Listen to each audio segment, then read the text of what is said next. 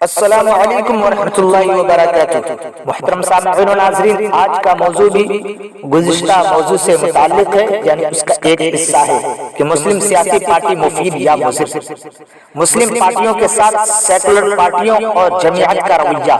مولانا آزاد اور جمعیت کی بدولت شمالی ہند میں مسلم پارٹی کے دروازے شروع ہی میں بند کر دیے گئے تھے، لیکن جنوبی ہند میں آل انڈیا مسلم لیگ نے آہستہ آہستہ اپنی جڑیں جما لی تھی۔ بعد میں متحدہ آندھرا پردیش میں اسد الدین اویسی کے دادا عبد الواحد اویسی صاحب نے مجلس اتحاد المسلمین کو از سر نو زندہ کیا۔ حالانکہ یہ پارٹی 1927 میں قائم ہوئی تھی، مگر تقسیم وطن کے بعد اس کے ذمہ داران پاکستان چلے گئے تھے، اس لیے یہ پارٹی بھی ختم ہو گئی۔ ریاست حیدرآباد کے بھارت میں ضم ہو جانے کے بعد سن 1957 میں عبد الواحد اویسی نے نئے دستور کے ساتھ اس پارٹی کو ریلانچ کیا۔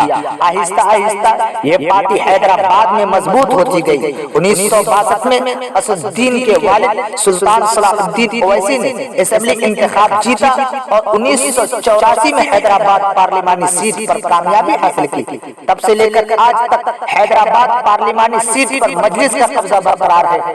اپنے والد کے بعد بیرسٹر اسد الدین اویسی اس سیٹ سے لگاتار چوتھی بار منتخب ہوئے ہیں۔ غیر منقسم آندھرا اور اب نو تشکیل شدہ تلنگانہ میں اس پارٹی کے 7 ممبران اسمبلی موجود ہیں۔ یہ پارٹی ایک صوبائی پارٹی کا درجہ حاصل کر چکی ہے۔ اسد الدین نے پارٹی کی توسیع کرتے ہوئے مہاراشٹر اور بہار میں اسمبلی انتخاب لڑا، جہاں 2 اور 5 سیٹیں حاصل ہوئیں۔ اس سے قبل کشن گنج بہار کے ضمنی انتخاب میں اسمبلی سیٹ بھی مجلس کے حصے میں آئی تھی۔ فی الحال حیدرآباد کے باہر اورنگ آباد سے امتیاز جلیل بھی رکن پارلیمان منتخب ہوئے ہیں۔ اس پارٹی کے ساتھ کانگریس اور سیکولر پارٹیوں کا سلوک کبھی اچھا نہیں رہا۔ آج بھی سیکولر پارٹیوں اور جمعیت سے تعلق رکھنے والے افراد مجلس اور اویسی پر تنقید کرنے اور بی جے پی کا ایجنٹ بتانے سے باز نہیں آتے۔ سیکولر پارٹیاں کسی بھی نوزائیدہ پارٹی سے اتحاد بخوشی کر لیتی ہیں، لیکن اویسی سے کوئی اتحاد نہیں کرنا چاہتا، کیونکہ ہر سیکولر پارٹی مسلم قیادت کو دیکھنا پسند نہیں کرتی۔ افسوس اس بات کا ہے کہ سیکولر پارٹیوں کے ساتھ مسلم دانشور صحافی بھی مسلم قیادت کی کردار کشی میں کوئی کسر باقی نہیں چھوڑتے۔ جنوبی ہند میں مسلم پارٹیاں جدوجہد کر رہی تھی تو شمالی ہند میں بھی کانگریس اور جمعیت کی پالیسی کی تئیں بے چینی بڑھ رہی تھی۔ آخرکار ڈاکٹر عبد الجلیل فریدی نے 1968 میں مسلم مجلس کے نام سے سیاسی پارٹی تشکیل دی ڈالی۔ یہ پارٹی مسلم مجلس مشاورت کے وطن سے نکلی تھی، جس کے بانی ڈاکٹر سید محمود تھے، جو ایک زمانے میں نہرو کابینہ میں شامل رہ چکے تھے۔ اس لیے ان لوگوں کا مطمح نظر مسلم قیادت کے بجائے سیکولر پارٹیوں کو مضبوط کرنا تھا، جبکہ فریدی صاحب کا ماننا تھا کہ جب تک اپنی قیادت مضبوط نہیں ہوتی تب تک سیکولر پارٹیاں بھی مسلمانوں کا جائز حق نہیں دیں گی۔ ابتداءً ڈاکٹر فریدی صاحب کچھ نہ کر سکے، لیکن بعد میں انہوں نے مسلم مجلس کے بطور 1971 میں یو پی اسمبلی انتخاب میں 5 سیٹیں جیت کر اپنا سیاسی سفر شروع کیا۔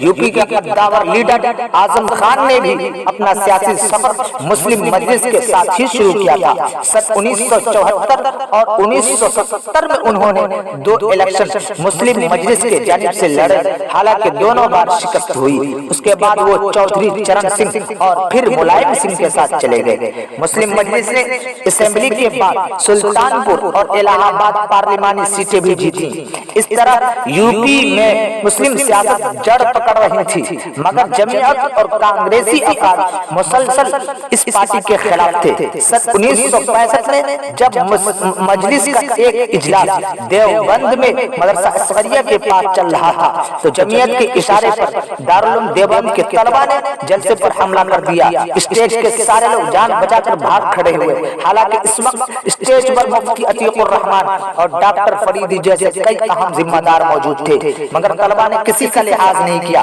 مائک ٹینٹ وغیرہ سب کچھ توڑ پھوڑ کر نالے میں پھینک دیا۔ اس طرح کی درجنوں مثالیں ہیں جب مسلم قیادت کے خلاف کانگریس اور سیکولر پارٹیوں اور جمعیت نواز افراد نے کھلے چھپے سازشیں کی اور ہر ممکن کوشش کی کہ مسلم قیادت پروان نہ چڑھنے پائے۔ سیکولر پارٹیوں کی بے وفائیاں، آزادی وطن کے بعد مسلمان آنکھ بند کر کے سیکولر پارٹیوں کے وفادار رہے، لیکن سیکولر پارٹیاں مسلمانوں کو زبانی تسلیوں اور چند ایک علامتی کاموں سے ہی بہلاوا دیتی رہی۔ ان علامتی کاموں میں عید بقرعید، محرم اور عید میلاد النبی وغیرہ کی مبارکباد، عرسوں میں چادر بھیجنا، افطار پارٹی کرانا، مشاعرے کرانا اور موقع بموقع اردو زبان کی اہمیت پر لیکچر دینا تھا۔ مسلمانوں انہی کاموں سے خوش ہوتے رہے اور سیکولر پارٹیوں کو اپنا مسیحا اور نجات دہندہ تصور کرتے رہے، جبکہ سیکولرزم کے بابا اعظم جواہر لال نہرو نے اقتدار سنبھالتے ہی مسلمانوں کے آئینی اور مذہبی حقوق پر نقب زنی شروع کر دی۔ بعد میں ہر سیکولر لیڈر نے نہرو جی کی اتباع میں مسلمانوں سے یک مشت ووٹ بھی لیے اور ان کا سیاسی استحصال بھی کیا۔ اب نہرو سمیت سیکولر لیڈروں کے جو کارنامے ملاحظہ فرمائے۔ برٹش حکومت نے بلا امتیاز مذہب شیڈول کاسٹ کو دفعہ 341 کے تحت ریزرویشن دیا تھا۔ نہرو حکومت نے سن 1950 میں آرڈیننس کے ذریعے دفعہ 341 پر مذہب کی قید لگا کر مسلمان اور عیسائی دلتوں کا ریزرویشن ختم کر دیا۔ بعد میں ارتداد کا راستہ کھولنے کے لیے یہ شرط بھی لگا دی کہ جو شیڈول کاسٹ مسلمان ہندو مذہب قبول کرے گا اسے ریزرویشن کا فائدہ ملنے لگے گا۔ کشمیری الحاق کے وقت جو معاہدہ کیا گیا اس کی رو سے کشمیر میں وزیر اعظم اور صدر ریاست کا فارمولہ تسلیم کیا گیا تھا جس سے کشمیر کی خود مختاری سلامت رہے، لیکن نہرو نے اپنے عزیز ترین دوست شیخ عبداللہ پر سازش رچنے کا الزام لگا کر 11 سال تک جیل میں رکھا۔ اس درمیان معاہدے کی خلاف ورزی کرتے ہوئے وزیر اعظم اور صدر ریاست کے عہدوں کو وزیر اعلیٰ اور گورنر سے تبدیل کر دیا گیا۔ نہرو حکومت کو بنے 2 سال ہی ہوئے تھے کہ 400 سال قدیم بابری مسجد میں سازشن مورتیاں رکھ دی گئی، نمازوں پر پابندی لگا دی اور پوجا شروع کرا دی گئی۔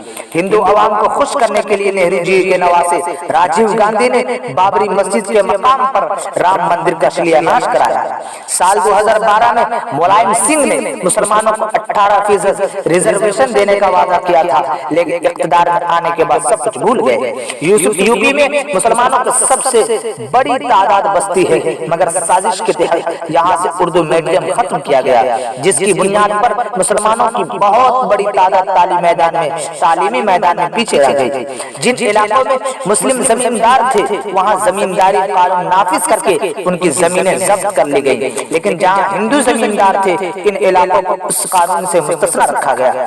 انتخابی حلقوں کی حد بندی میں مسلم آبادی کو کئی حصوں میں تقسیم رکھا گیا تاکہ ان کی جمہوری طاقت یکجا نہ ہو سکے۔ مسلم اکثریت والی سیٹوں کو جان بوجھ کر SC ST ذاتوں کے لیے ریزرو کیا جاتا رہا تاکہ مسلم نمائندگی کم سے کم ہو سکے۔ مسلمانوں کو ان کی آبادی کے تناسب میں کبھی ٹکٹ نہیں دیے گئے، اس طرح نمائندگی کا تناسب اور گھٹتا گیا۔ مسلمانوں کو صرف انہی کے حلقوں سے ٹکٹ دیے گئے، ہندو اکثریتی علاقوں سے انہیں کبھی ٹکٹ نہیں دیا گیا۔ اس کے برعکس سیکولر لیڈر لگاتار مسلم اکثریتی علاقوں سے لڑتے اور فتحیات جیتتے رہے۔ مسلمانوں کو ہمیشہ غیر اہم وزارتیں دی گئی، اہم وزارتوں سے انہیں دور رکھا گیا۔ حکومتی ملازمت میں مسلمان امیدواروں کے ساتھ تعصب برتا گیا، جس سے مسلمانوں کا تناسب لگاتار گھٹتا گیا۔ محترم سامعین، اور اگلی ویڈیو میں انشاءاللہ بیان کیا جائے گا۔